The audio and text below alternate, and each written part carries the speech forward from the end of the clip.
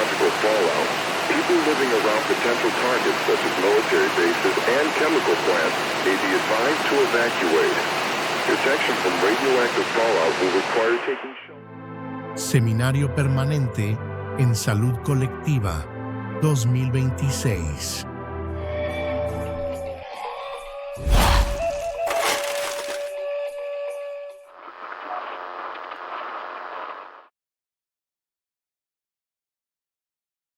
Hola, ¿qué tal? Muy buenos días, muy buenas tardes, muy buenas noches, a donde se encuentre en cualquier parte del mundo. Para mí es un honor el que iniciemos estos trabajos del Seminario Permanente en Salud Colectiva. Déjenles platico un poco de este seminario. El objetivo principal de este Seminario Permanente en Salud Colectiva es para realizar un estudio profundo y crítico del proceso salud, enfermedad, atención, cuidado, vida, muerte y espiritualidad como un fenómeno social, superando el enfoque puramente biológico o individualista. Es así que en este seminario se presenta tanto al público en general como especialistas del área de la salud colectiva a grandes figuras del movimiento de salud colectiva. De esta forma, el día de hoy nos acompaña nuestro querido colega, el doctor Pedro Villasana López. Déjenles platico un poco de él. Él es nacido en Venezuela, médico, magíster en sistemología interpretativa, doctor en ciencias médicas, postdoctor en salud colectiva y postdoctor en educación para la salud sexual. Especialista en salud pública y en salud ocupacional. Investigador y docente de pregrado y posgrado y académico investigador del Departamento de Salud de la Universidad de los Lagos, Chile. Académico investigador también de la Universidad de Carabobo, Venezuela, y profesor invitado del Instituto de Altos Estudios en Salud y del doctorado en Estudios del Desarrollo, Universidad Bolivariana de Venezuela. Y además, fundador de la Red de Investigación de Docencia y Extensión en Salud para América Latina y de SAL, integrante también de la Red Internacional en Salud Colectiva y Salud Intercultural, y sus líneas de investigación son epistemología de la salud, políticas públicas, sistemas de salud. Para mí es muy valioso que estés aquí con nosotros, mi querido Pedro. No, primero agradecer esta posibilidad de conversar, ¿eh?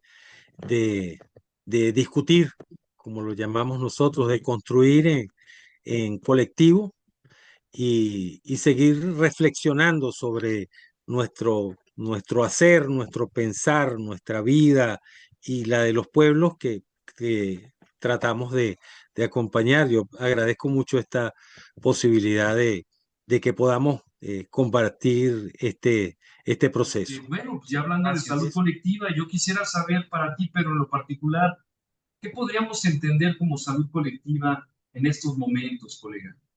Sí, bueno, primero, para comprender qué es lo que estamos entendiendo por salud colectiva, tenemos que hacer un, un pequeño recorrido histórico que no nos detenga mucho, pero que seguro que inicia, ¿ok?, a mediados del siglo pasado, con el esfuerzo que han puesto en ello, en la construcción de esta práctica que se fue teorizando y tejiendo en el camino, ¿ok?, desde el pensamiento de principios del siglo pasado, ¿ok?, con pensadores que involucran, pues no quiero empezar a nombrar, pues se nos van a quedar seguro muchos en el tintero, pero Salvador Allende en los 70, Edmundo Granda, Quijano, Asa Cristina Laurel,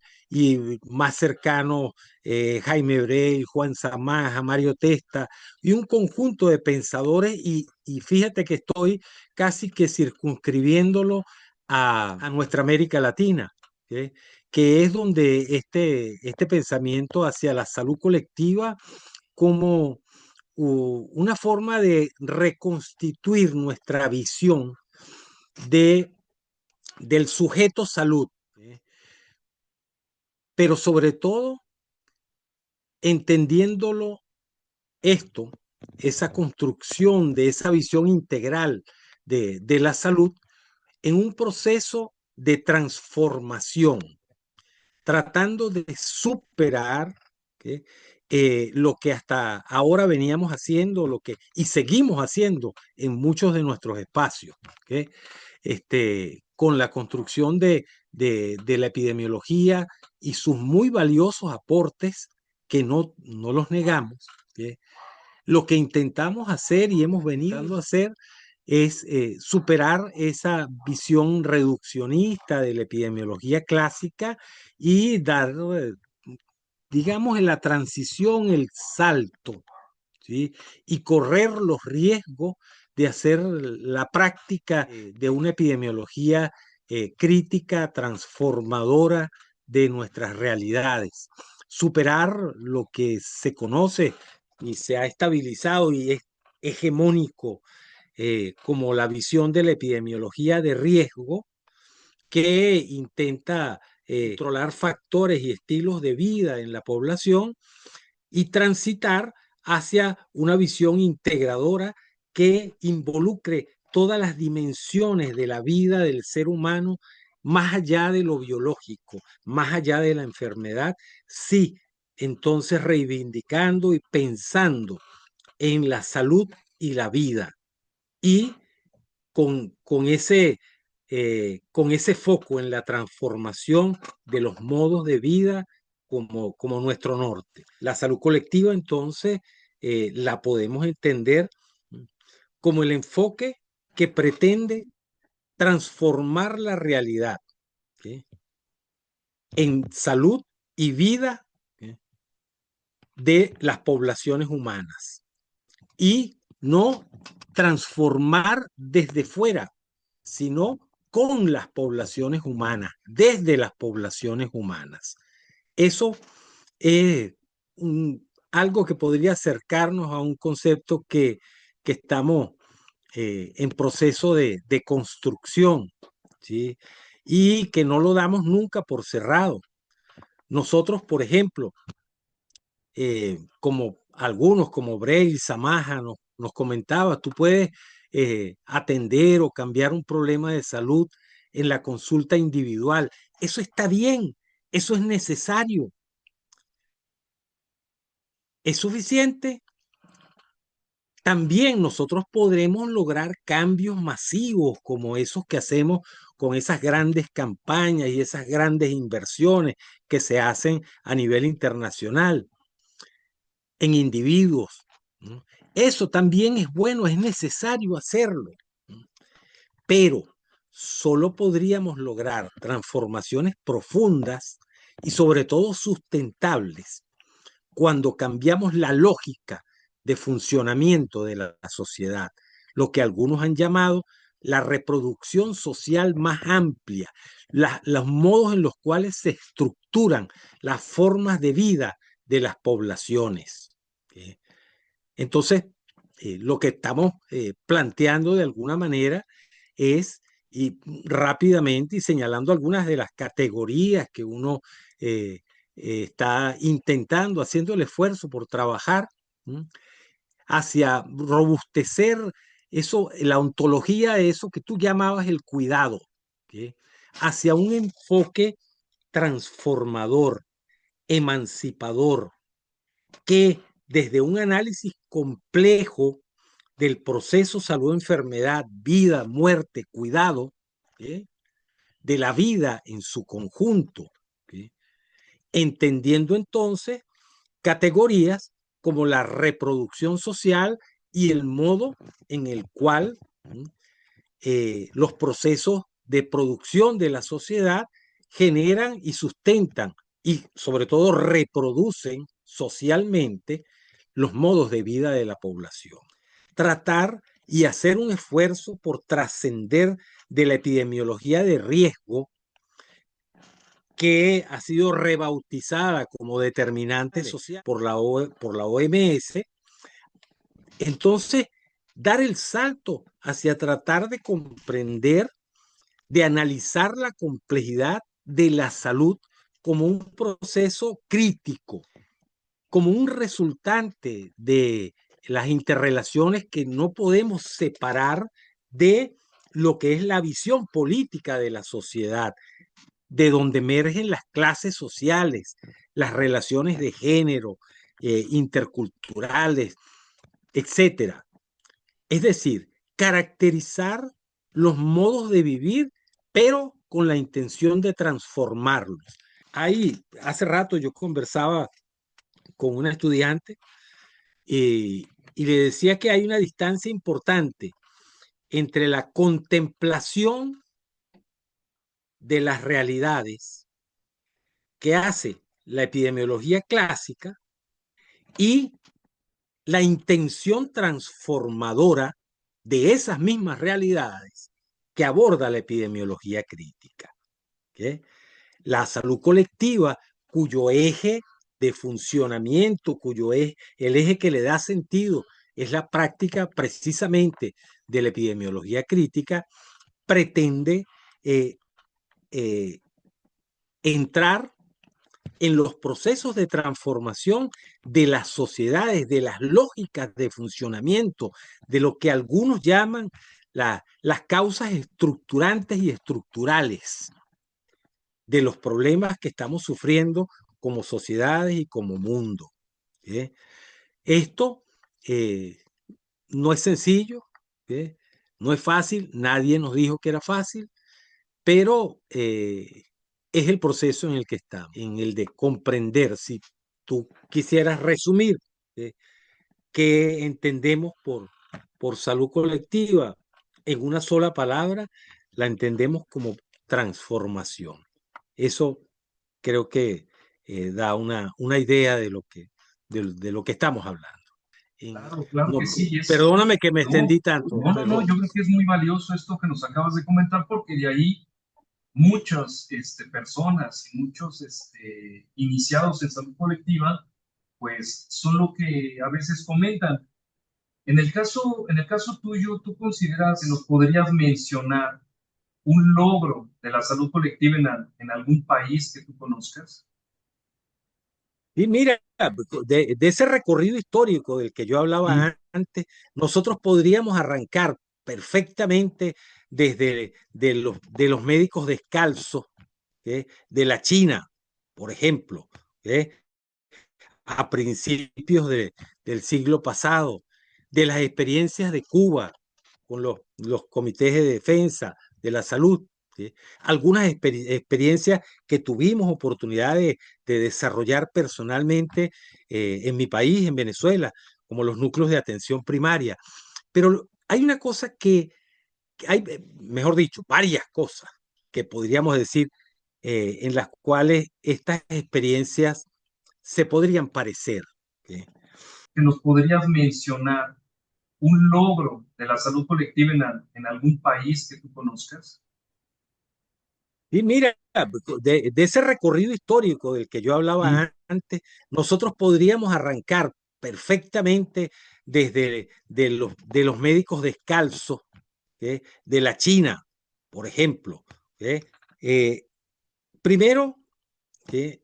en, su, en tener ese corte contestatario, a contracorriente de los modelos hegemónicos que venían siendo sostenidos en esos espacios, pero también de la lucha por la justicia social, de la lucha por el derecho a la salud, por el derecho a la salud entendido no como un regalo, sino como una conquista. Quizás estas experiencias a las que me refería rápidamente tienen que ver con unos pequeños pellizcos, le decimos en Venezuela, unos pequeños rasguños que le hemos hecho a a la práctica hegemónica, al modelo biomédico, positivista, hegemónico, que fue construido desde el siglo XIX y sigue siendo hegemónico en nuestros días. Estas experiencias han ido en ese sentido, Pero la otra cosa que comparten estas experiencias, además de su reivindicación de la justicia social y el derecho a la salud, es el carácter de ser aisladas, aisladas en muchos de nuestros países. Son agujas que se pierden en el gran pajar de ese modelo positivista hegemónico que tiene una gran capacidad de adaptación, que tiene y ha demostrado una gran capacidad de digestión, que permanentemente se está reinventando en sus mecanismos de defensa en función, ¿okay?, de persistir. En el fondo, estamos hablando de la injusticia, de la inequidad y sobre todo en las raíces estamos hablando del problema del poder. Nos Claro, han, nos claro. han quizá formado para que ignoremos que estamos siendo participantes de una lucha de poder, ¿sí?, y, y no debemos ignorarla. Claro, y fíjate que de ahí se enlaza algo que también surge como una pregunta. ¿Cuáles serían los retos y perspectivas de esta salud colectiva? Mira, entender la salud colectiva es entender los procesos políticos y sociales que se dan a nivel mundial. Un reto muy importante es recuperar el carácter político de la salud colectiva. Hay que reivindicar ese carácter político, ¿sí?, ese carácter político que nos permita superar el modelo hegemónico, no solo en la teoría, sino en la práctica. Cuando tú me preguntas cuáles son los retos, está precisamente traducir en la práctica de nuestros sistemas de salud, traducir en nuestra práctica del día a día, en todos los niveles de nuestro sistema de salud, traducir esa visión que estamos intentando construir de la salud colectiva, traducirla en la práctica, en lo que hacemos y hacemos todos los trabajadores y trabajadoras de la salud en el día a día de nuestro trabajo, pero a la vez sistematizar nuestras experiencias, articular esas experiencias, cerrar el puño, porque cada dedo, uno de nosotros, por lo que hablaba de lo aislado de nuestras experiencias, posiblemente no logra nada. Pero cuando todos nos constituimos en ese puño que, como decía la canción, golpea y golpea, ¿sí?, somos capaces de muchas cosas. Eso es un reto, efectivamente, pero los caminos se construyen con ese esfuerzo, por lo menos desde mi perspectiva. Creo que si no, no van a lograr tener un sentido adecuado. No, claro, quedó yo creo que muy claro este posicionamiento, mi querido Pedro. Y pues bueno, para ir cerrando esta entrevista, ¿cuál sería tu mensaje a los incursionados en la salud colectiva, a los nuevos incursionados en la salud colectiva? Sí, bueno, primero, un gusto conversar con ustedes, ¿qué?, y saber que compartimos esta pasión, ¿qué?, por la vida, porque si han soportado estos 5 o 10 minutos de cháchara, como decimos en Venezuela, es porque pareciera que compartimos alguna inquietud y alguna pasión. El mensaje es que esta construcción colectiva de la salud y la vida nos muestra que la clave, pero también la llave, es la participación. Que seamos capaces como trabajadoras y trabajadores de la salud de construir colectivamente con todas las personas. No nos podemos aislar y constituir como los muchachos de la película, que nosotros sabemos, somos los que sabemos y que el resto de la gente no sabe. Esta construcción colectiva de saberes basada en una participación transversal, profunda y verdadera, pareciera que es la clave y la llave. Y algunas experiencias así lo señalan. Tenemos que superar nuestras limitaciones, pero enfrentándolas, no esquivándolas. Quizás tenemos que abandonar algunas posiciones de confort en las que solamente estamos colaborando en la reproducción de la desigualdad y de la injusticia. La tarea es articular nuestros esfuerzos y construir ese puño del que antes les hablaba, ¿okay? Articularnos para construir esa fuerza colectiva que permita transformar las realidades injustas y desiguales a las que están sometidos nuestros pueblos y nosotros mismos. Eso es una rogativa más que un llamado. Claro, y una necesidad en estos tiempos. Tienes toda la razón, mi querido colega. Y pues ya para cerrar esta entrevista, ¿algún mensaje que quieras decir al público en general y a todos los que nos oyen por este canal? Sí, bueno, que nos sigamos acompañando, que nos sigamos encontrando, ¿sí? Ese es el proceso que nos toca vivir como seres humanos. Más que un llamado, es una obligación que pareciera que tenemos como humanidad si queremos construir la felicidad de la que tanto hablamos. Eso, No, hombre.